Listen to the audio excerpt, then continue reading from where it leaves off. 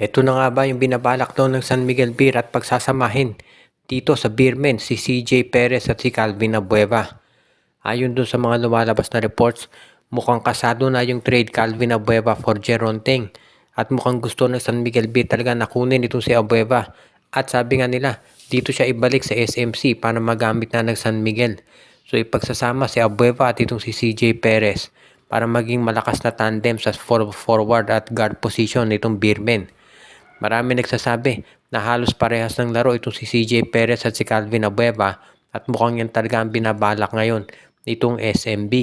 Kung sakasakali nga na matuloy ito, talagang masasabi natin na magiging isa na dito sa strongest team sa PBA, itong San Miguel. Dahil nakita naman ninyo kung paano maglaro itong si Calvin Abueva at magkakasama na sila sa wakas ni Junmar Fajardo.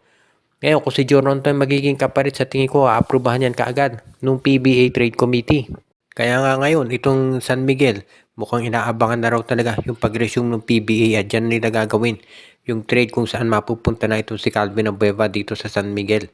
At sigurado na kapag yan natuloy, magugulat at magugulantang yung ibang mga teams dahil magiging Abueva, Perez, Fajardo, yan ang magiging bagong big three ng San Miguel. And of course, nandiyan pa si Finals MVP Jericho Cruz, si Don Trollano, at yung iba pang mga magagaling na player ng Beermen.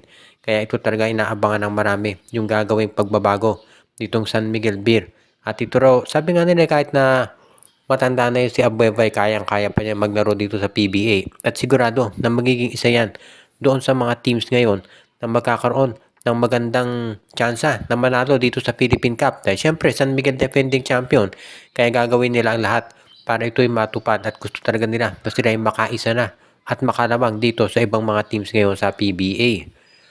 At nababanggit natin, yung mga teams na gusto talaga na magpalakas, ito na yung Rain or Shine, or rather itong Converge Fiber Xers.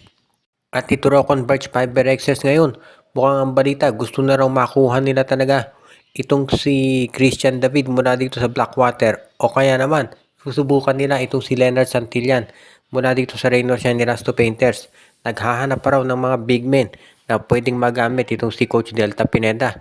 Parang sabi nga nila, nag-i-stack up siya ng mga big men dahil ang kinakailangan daw talaga nila ngayon ayon doon sa mga reports ay gusto nila na kumuha ng mga tinatawag talaga ng mga players na magagamit at masasabi natin na magiging bagay para dito sa kanilang roster. Dahil gusto talaga siguraduhin itong si Coach Delta Pineda na yung lineup niya kakayanin na tumapat dito sa mga teams na mayroong mga higante. Katulad nitong sila, alam natin, sila Junmar Fajardo, Motaw Tua, itong Hinebra at itong TNT. Meron niya mga big men.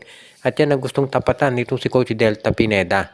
Kaya nga aabangan natin kung sino-sino pa talaga yung makukunin. Kung ito nga ba si Leonard Santillan o si Christian David ang makukuha nitong si Coach Pineda. At saka meron pa dyan mga ibang teams na may mga big men katulad ng Meralco, si Brandon Bates.